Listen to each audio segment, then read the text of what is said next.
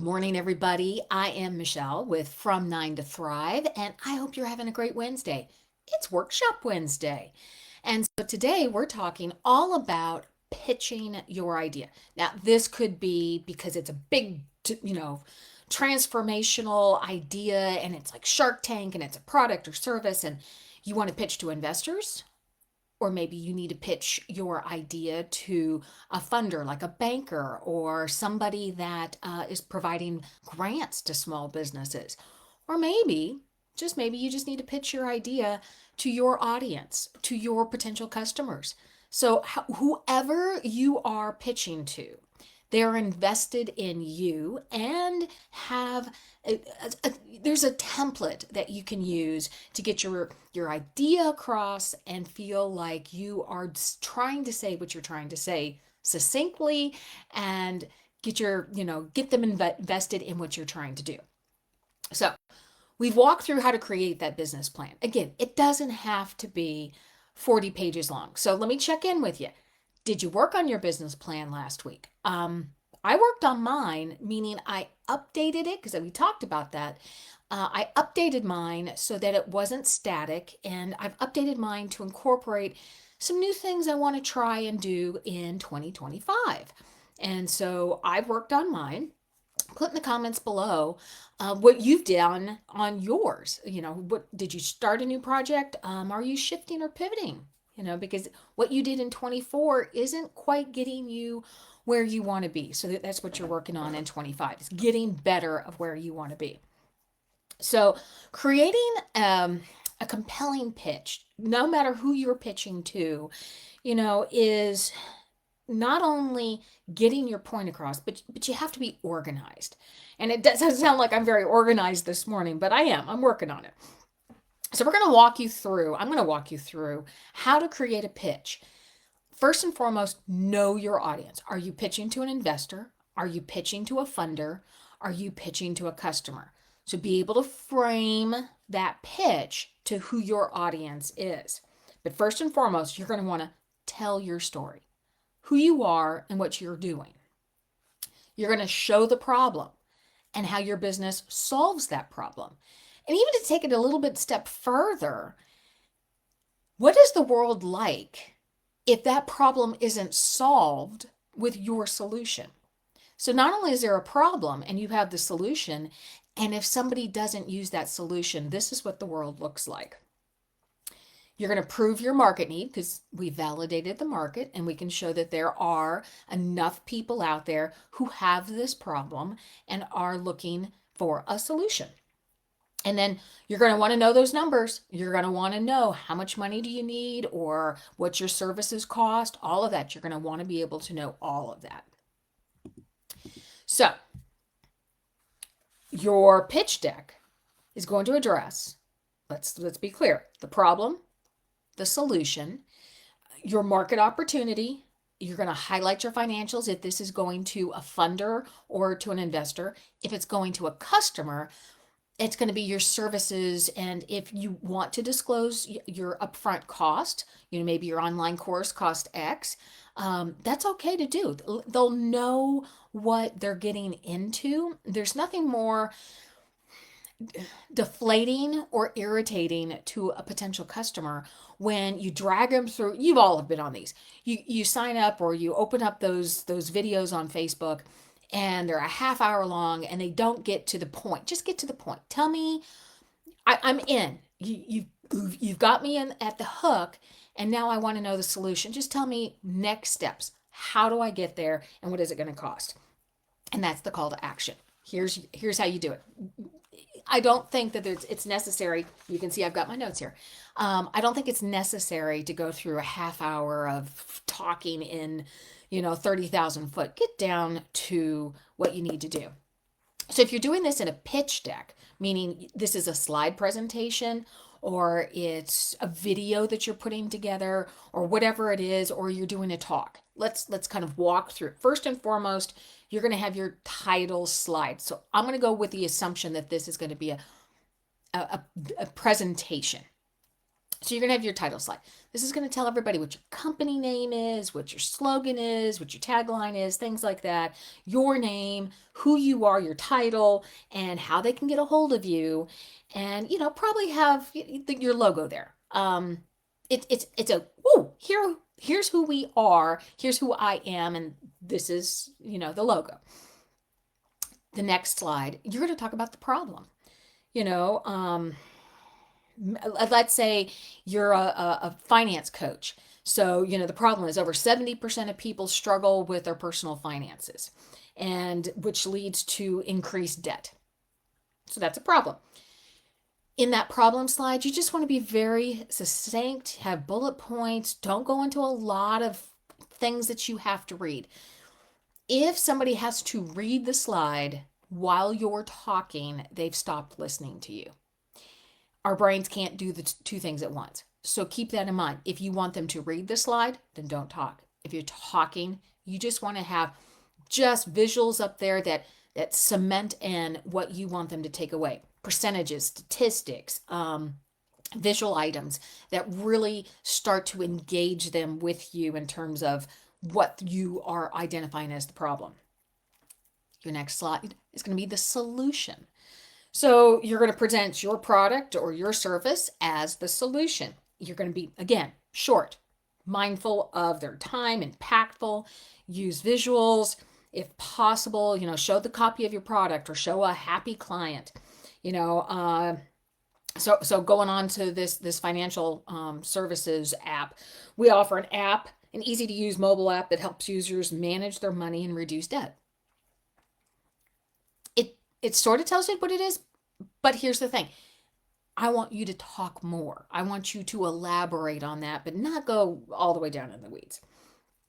The next slide is going to be your market opportunity. Again, you can see how this is starting to reflect back to that business plan. And that's why the business plan is before putting this together. So what's the market opportunity? Highlight the size of it, the opportunity, the growth of that opportunity. So how many people are needing financial advice, and you expect that number to grow by X%. That's easy stuff to find off of Mr. Google. Again, keep it concise. If you can do a demo, do a demo. That'll show it in action. We offer, the personal finance app market is expected to grow by X billion by 2027. That really doesn't tell a prospective investor a lot, because it's, again, going back to that idea that if I just capture this much of the market, then I will have a multi-million-dollar business. Now, what I need you to really focus on here is what's your market, not the market. What's your market? Who are you intending it for? Targeting it down. This is the size of my market, and this is how much I expect to have it grow. And then the next one, you're going to talk about your product or service. You're going to showcase it. If you're doing it in person, you're going to show it. If it's a service, you're going to talk about it. You're going to show a screenshot. You're going to show its bulleted features that you're going to talk through. Maybe if you're still working on the app, it's a mock-up of what you expect it to look like. People need to see. You don't want them to imagine. You want them to see what you're doing. So focus on, at this point, why your product or service is different than what else is out there. There's a lot of financial mobile apps out there, but why is yours different? What makes it unique? And if you offer a service, there's nothing wrong with saying, it's because of me. It's my background, it's my experience, it's what I bring to the table, which is kind of what you're getting from me. You're getting over dozens of years of experience in working with businesses and helping people launch companies that help them live lives that they want. So you're benefiting from my experience. Your sixth slide, if you're counting, is your business model. Explain how. So if you're pitching to a bank or a funder or an investor, how does your business make money? I sell the product for this much. I can make it for this much. This is how much I sell my services, my time for. This is what my courses sell for. This is what my digital downloads sell for. So include your pricing, but don't make it a huge chart, and show the different ways that you make money. A more solid business model has multiple revenue streams coming in so that if one, because of whatever's going on in the world, falls, you still have others to depend on. And talk about your sales strategy. How are you going to sell that product? Remember, that's not marketing. Marketing is how do you find your customers, and then the sales strategy is how do you convert those potential customers. So, is it a monthly app? Is it a monthly fee, subscription, all of that. Your next slide, number 7, is traction. Have you started? Show how many customers are already using your product or service. The partnerships that you have, if you have that, any joint ventures that you're working on. So you're working with other companies, moving your product or service forward. Customer testimonials. This is a great place to say, hey, we've been able to do XYZ with this customer, and provide data to back up your claims. Just don't spout it off. So you're already gaining traction and momentum. If you're just launching, you don't have traction. So don't worry about it. This is if you've already started and you've got that. Your next slide will be marketing and sales strategy. Again, marketing is how will you find your potential customers, and sales is how will you convert them. Probably through social media. You're going to target it through maybe influencer marketing, social media, however you're going to do it. Just don't say we're going to do social media. Understand how are you going to use Facebook? Are you going to use LinkedIn? Are you going to do paid ads? Are you going to do organic ads? Are you going to tap into an influencer? Have you identified those influencers? Are you going to use a micro influencer, meaning they've got a smaller audience, but usually more impactful?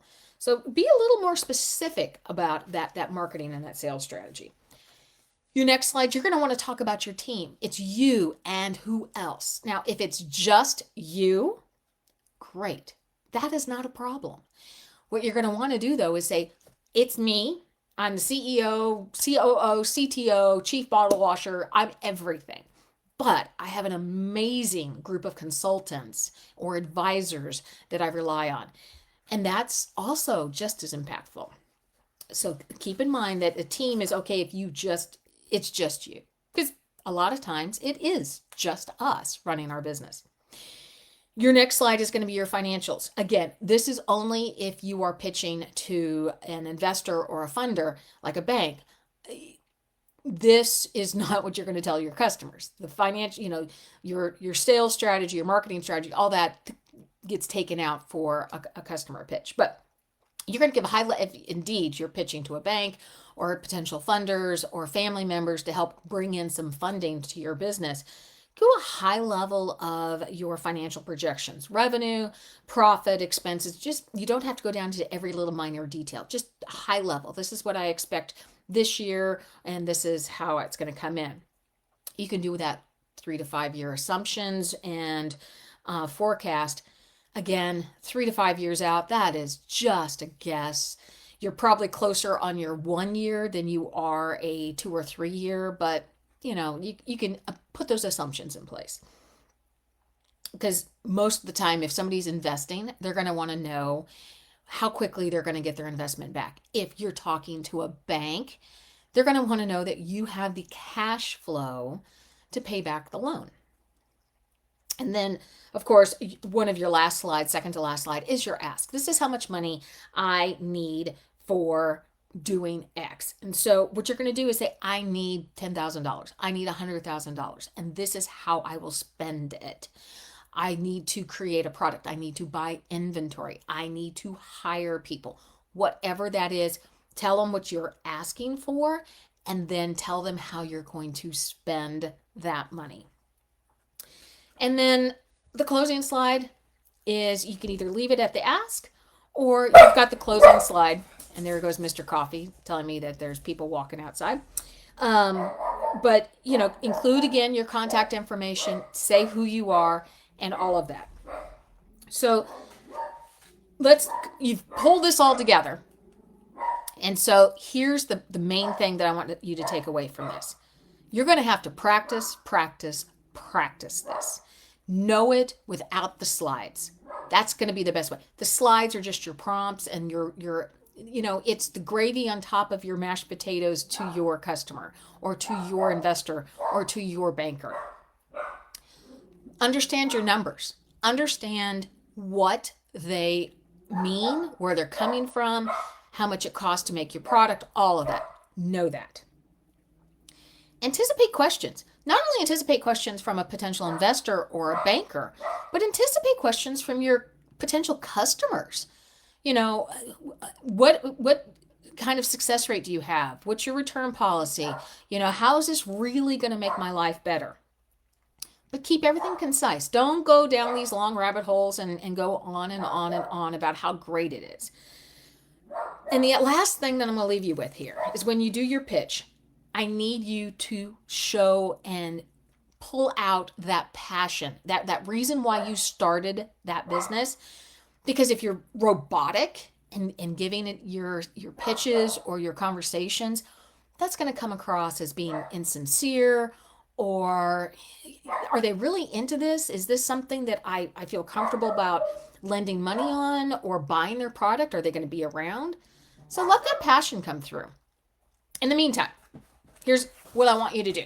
I ran through all of this, and keep in mind, this is the blueprint, the Escape the 9-to-5 blueprint that we're walking through week by week. And you can get a copy of it over at from9tothrive.com. You can buy that directly so you have it. It's a great workbook to start taking you through that plan. Sign up for our mini course that walks you through a daily 7 days, 7 plans, as action steps of how to pull together your business plan. And then that gets you off and running for 2025 to escape that 9-to-5. So I am Michele with From 9 to Thrive, and you have a great day. I'm going to go check and see what Mr. Coffee is barking at, because obviously somebody is doing something he's not happy about. In the meantime, you guys have a great Wednesday. Let me know in the comments below. Is this helpful? What other kind of workshops would you like to have? And we'll talk to you later. Bye.